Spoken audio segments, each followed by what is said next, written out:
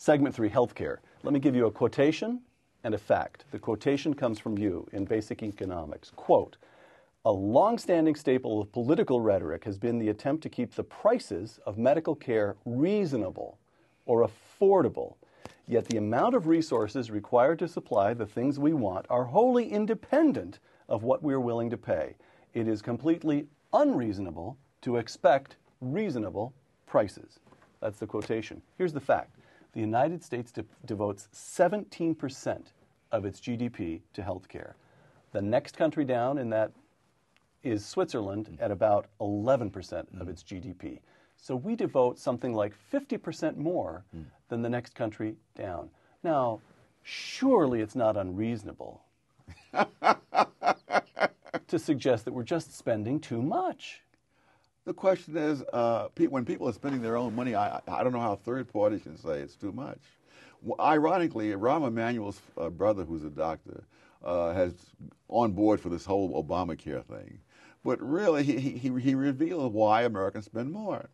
Americans don't, when they go to a hospital, they are in private or semi-private rooms more often than in countries on government health care.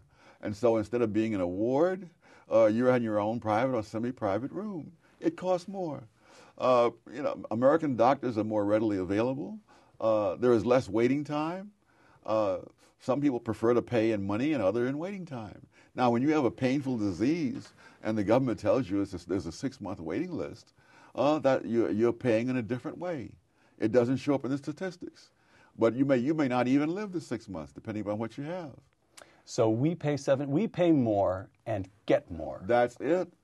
That's it? That's all there is to it? That's it. You don't want to say, but at the same time, our system is terribly inefficient in various ways? No, it's not inefficient for people to buy what they want. It has to be more complicated than that. What's inefficient is having third parties decide what you need and don't need. As for example, in Sweden, where and it's not like an insurance company saying they won't pay for it. In Sweden, if they say that you don't need this, you can't pay for it with your own money because they control the whole system.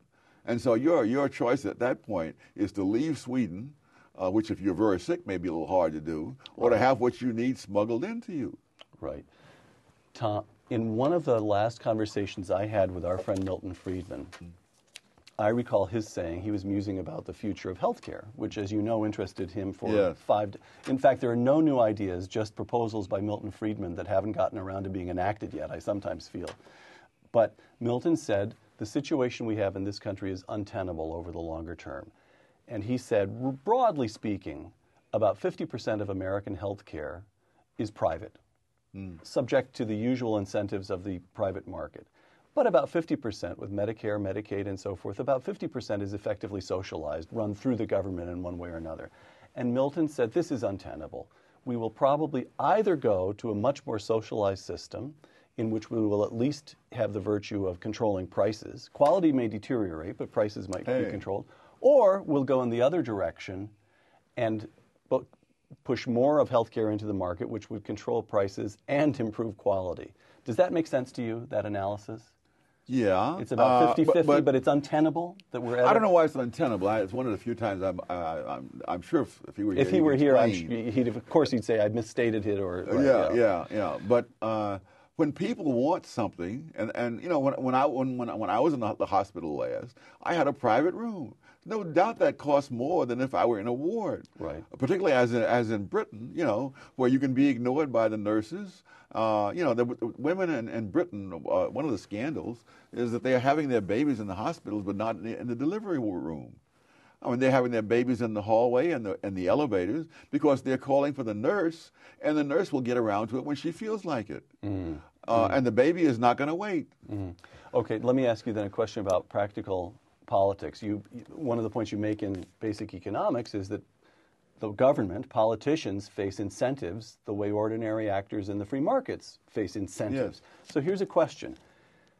It seems to me, as a layman watching things, that the people who are in favor of pushing more health care into the free market have been on the defensive for the last couple of years since President Obama was elected. Now we've had a change in the House of Election, and Republicans have come in, and they are saying we're going to fight this thing every step of the way. I hope they do. Well, it still feels defensive to me. We're going to hold up the money here, we're going to file a court challenge there, and it's a kind of a piecemeal attack.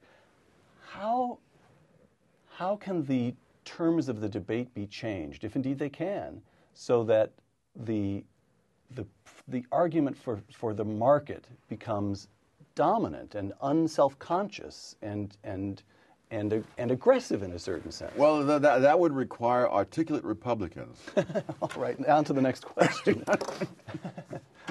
No. Well, we have. Are you encouraged when you look at the current Eric Cantor, these new people who've emerged in the House? I must say, I saw Chris Christie, governor of New Jersey, for the first time. I thought, my gosh, an articulate Republican.